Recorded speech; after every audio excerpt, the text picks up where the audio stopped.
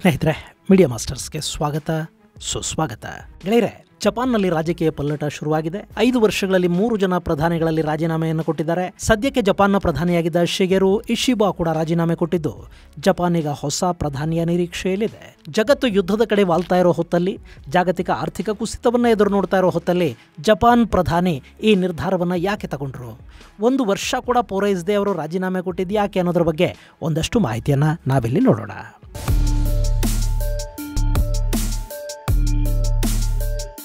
ಗೆಳೆಯರೆ, ಜಪಾನ್ನ ಪ್ರಧಾನಿ ಶಿಗೆರು ಇಶಿಬಾ ಸೆಪ್ಟೆಂಬರ್ 7ನೇ ತಾರೀಕು ಭಾನುವಾರ ತಮ್ಮ ಸ್ಥಾನಕ್ಕೆ ರಾಜೀನಾಮೆಯನ್ನು ಘೋಷಿಸಿದ್ದಾರೆ. ಲಿಬರಲ್ ಡೆಮೊಕ್ರೆಟಿಕ್ ಪಕ್ಷದ ಒಳಗಿನ ಭಿನ್ನಾಭಿಪ್ರಾಯಗಳು, ಕಳೆದ ಜುಲೈಯಲ್ಲಿ ನಡೆದ ಪಾರ್ಲಿಮೆಂಟರಿ ಎಲೆಕ್ಷನ್ನಲ್ಲಿ ಪಕ್ಷಕ್ಕಾದ ಹಿನ್ನಡೆ, ದಶಕಗಳಿಂದ ಕಾಣದ ಆಘಾತಕಾರಿ ಸೋಲು, ಇದೆಲ್ಲದರ ಹೊಣೆಯನ್ನ ಹೊತ್ತು ಇಶಿಬಾ ಪ್ರಧಾನಿ ಹುದ್ದೆಯ ಜೊತೆಗೆ ಲಿಬರಲ್ ಡೆಮೊಕ್ರೆಟಿಕ್ ಪಾರ್ಟಿಯ ಅಧ್ಯಕ್ಷ ಸ್ಥಾನಕ್ಕೆ ಕೂಡ ರಾಜೀನಾಮೆ ಕೊಡುವುದಾಗಿ ಹೇಳಿದ್ದಾರೆ. ಈ ಮೂಲಕ 2020ರ ಸೆಪ್ಟೆಂಬರ್ನಿಂದ ಇಲ್ಲಿವರೆಗೆ ಜಪಾನ್ನಲ್ಲಿ 3 ಪ್ರಧಾನಿಗಳು ಬಂದು ಹೋದ ಹಾಗಾಗಿದೆ.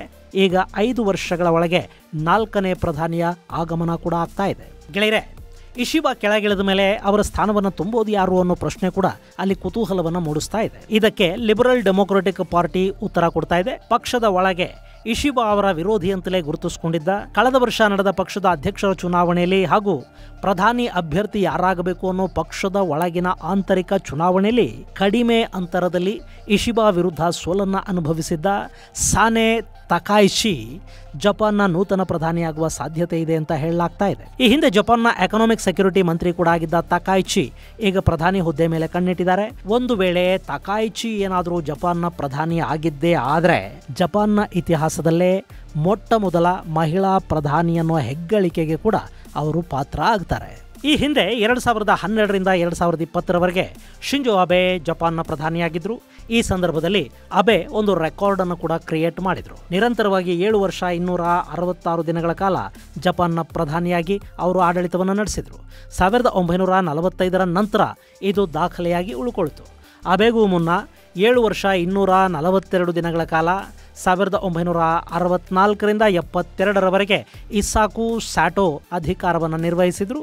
ಅವರನ್ನು ಬಿಟ್ಟರೆ 6 ವರ್ಷ 57 ದಿನಗಳ ಕಾಲ ಶಿಗೆರು ಯೋಶಿಡಾ ಅಧಿಕಾರವನ್ನು ನಿರ್ವಹಿಸಿದರೆ 2001ರಿಂದ 2006ರವರೆಗೆ 5 ವರ್ಷ 154 ದಿನಗಳ ಕಾಲ ಜೂನಿಚಿರೋ ಕಜೋಮಿ ಪ್ರಧಾನಿಯಾಗಿ ಕಾರ್ಯನಿರ್ವಹಿಸಿದರು. ಇದನ್ನು ಹೊರತುಪಡಿಸಿದರೆ 1945ರಿಂದ ಇಲ್ಲಿವರೆಗೆ 4 ವರ್ಷಗಳ ಅಧಿಕಾರ ಅವಧಿಯನ್ನು ಪೂರೈಸಿದವರು ಸಿಗೋದು 1-2 ಮಾತ್ರ. ಇನ್ನು ಸುದೀರ್ಘ ಕಾಲ ಜಪಾನನ್ನು ಆಳಿದ ದಾಖಲೆಯನ್ನು ಬರೆದಿರುವ ಅಬೆ 2006ರ ಸೆಪ್ಟೆಂಬರ್ 26ರಿಂದ 2007ರ ಸೆಪ್ಟೆಂಬರ್ 26ರವರೆಗೆ ಕರೆಕ್ಟಾಗಿ 1 ವರ್ಷಗಳಷ್ಟು ಕಾಲ ತಮ್ಮ ಮೊದಲ ಅವಧಿಯಲ್ಲಿ ಆಡಳಿತವನ್ನು ನಡೆಸಿದರು.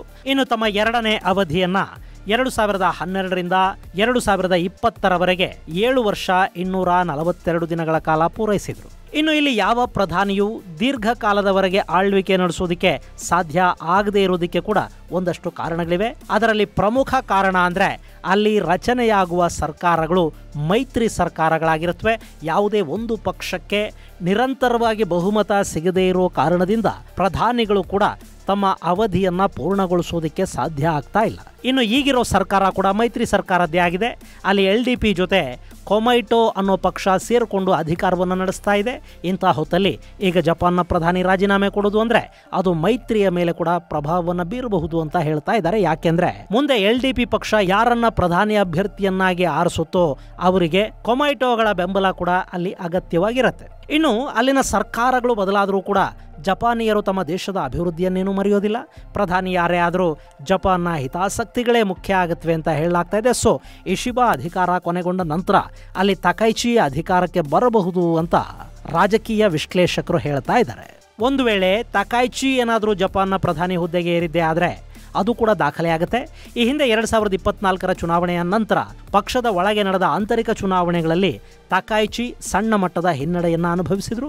ಹೀಗಾಗಿ ಆಗ ಅವರಿಗೆ ಪ್ರಧಾನಿಯಾಗುವ ಅವಕಾಶ ಸ್ವಲ್ಪದರಲ್ಲಿ ತಪ್ಪೋಗಿತ್ತು. ಇನ್ನು ಈಗ ಇಶಿಬಾ ಅವರ ನೇತೃತ್ವದಲ್ಲಿ LDPಗೆ ಸೋಲುಂಟಾದ ಹಿನ್ನೆಲೆಯಲ್ಲಿ ಈ ತಕಾಯಿಚಿ ಪ್ರಧಾನಿ ಇಶಿಬಾ ಅವರ ವಿರುದ್ಧ ಮುಗಿಬಿದ್ರು, ಸಾಕಷ್ಟು ಆರೋಪಗಳನ್ನು ಕೂಡ ಮಾಡಿದ್ರು. ಇದೆಲ್ಲ ಕೂಡ ಮುಂದಿನ ಪ್ರಧಾನಿ ಅವರೇ ಆಗುವ ಸಾಧ್ಯತೆಗಳನ್ನು ತೋರ್ತಾ ಇದೆ. ಇನ್ನು LDP ಪಕ್ಷ 1955ರಲ್ಲಿ ಸ್ಥಾಪನೆ ಆಯಿತು. ಅವತ್ತಿನಿಂದ ಇವತ್ತಿನವರೆಗೆ ಈ ಪಕ್ಷ ಜಪಾನ್ನ ಎರಡೂ ಮನೆಗಳಲ್ಲಿ ಒಟ್ಟಿಗೆ ಬಹುಮತವನ್ನ ಕಳ್ಕೊಂಡ ಉದಾಹರಣೆ ಇರಲಿಲ್ಲ. ಒಂದು ಮೇಲ್ಮನೆಯಲ್ಲಾದರೂ ಬಹುಮತ ಇರ್ತಾ ಇತ್ತು, ಅಥವಾ ಕೆಳಮನೆಯಲ್ಲಾದರೂ ಈ ಪಕ್ಷ ಬಹುಮತವನ್ನ ಹೊಂದಿರ್ತಾ ಇತ್ತು.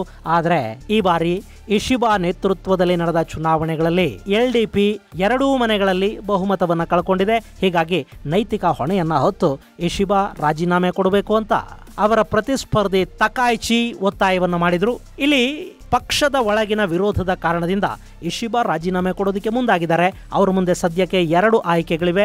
ಒಂದು, ಇನ್ನಷ್ಟು ಮಿತ್ರ ಪಕ್ಷಗಳನ್ನು ಸೇರಿಸಿಕೊಂಡು ಬೇರೊಬ್ಬ ನಾಯಕನನ್ನು ಪ್ರಧಾನಿ ಮಾಡೋದು, ಅಥವಾ ಈ ಸಂಸತ್ತನ್ನು ವಿಸರ್ಜಿಸಿ ಮತ್ತೊಂದು ಚುನಾವಣೆಗೆ ಹೋಗೋದು. ಸದ್ಯಕ್ಕೆ ಮುಂದಿನ ನಾಯಕನ ಆಯ್ಕೆ ಆಗಬೇಕು. ತಮ್ಮ ಪಕ್ಷ ಒಡೆಯಬಾರದು ಅನ್ನೋ ನಿಲುವಿಗೆ ಇಶಿಬಾ ಬದ್ಧರಾಗಿದ್ದಾರೆ.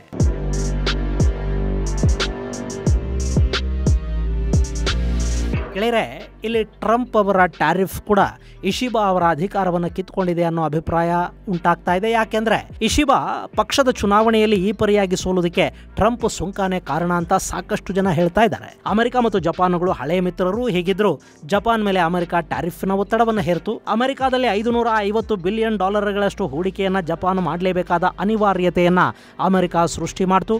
ಇಷ್ಟಾದ ನಂತರ ಕೂಡ ಜಪಾನ್ನ ವಸ್ತುಗಳ ಮೇಲೆ ಟ್ರಂಪ್ 15% ಟ್ಯಾರಿಫ್ ಅನ್ನು ಹೇರಿದ್ರು. ಇಲ್ಲಿ ಇಶಿಬಾ ಇನ್ನು ಸ್ವಲ್ಪ ಸಹನೆಯಿಂದ ಇದ್ದಿದ್ರೆ ಅಮೆರಿಕಾದ ಟ್ಯಾರಿಫ್ಗಳಿಂದ ತಪ್ಪಿಸ್ಕೊಳ್ಳೋದಕ್ಕೆ ಅವಕಾಶ ಸಿಗ್ತಾ ಇತ್ತು.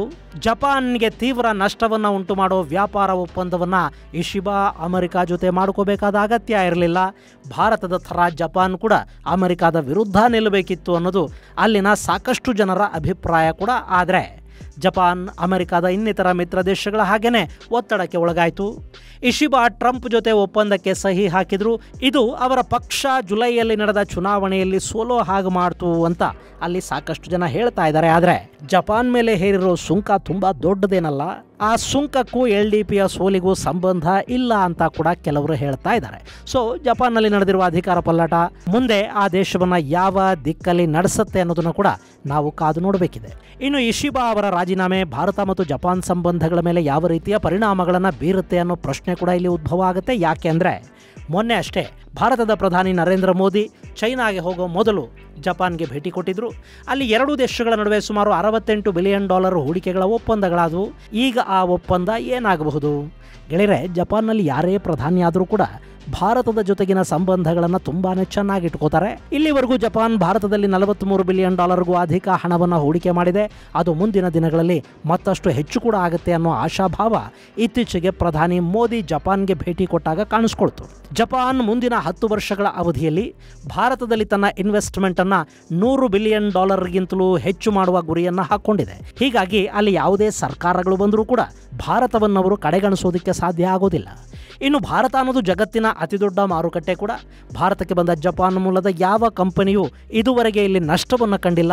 ಹೀಗಾಗಿ ಭಾರತದಲ್ಲಿ ಅವರ ಹೂಡಿಕೆಗಳಿಗೆ ಪ್ರಧಾನಿಯ ಬದಲಾವಣೆ ಅನ್ನೋದು ಸಮಸ್ಯೆ ಆಗಲಾರದು. ಆದರೆ ಜಪಾನಿನ ಅಭಿವೃದ್ಧಿಯ ದೃಷ್ಟಿಯಿಂದ ಅಲ್ಲೊಂದು ಸ್ಥಿರ ಸರ್ಕಾರದ ಅಗತ್ಯ ಅಂತೂ ಖಂಡಿತ ಇದ್ದೇ ಇರುತ್ತೆ. ಸ್ಥಿರ ಸರ್ಕಾರಗಳಿದ್ದಾಗ ವಿದೇಶಿ ಸಂಬಂಧಗಳು ಕೂಡ ಸ್ಥಿರವಾಗಿರುತ್ತವೆ, ಆರ್ಥಿಕ ಅಭಿವೃದ್ಧಿ ಕೂಡ ಉಂಟಾಗ್ತಾ ಹೋಗುತ್ತೆ.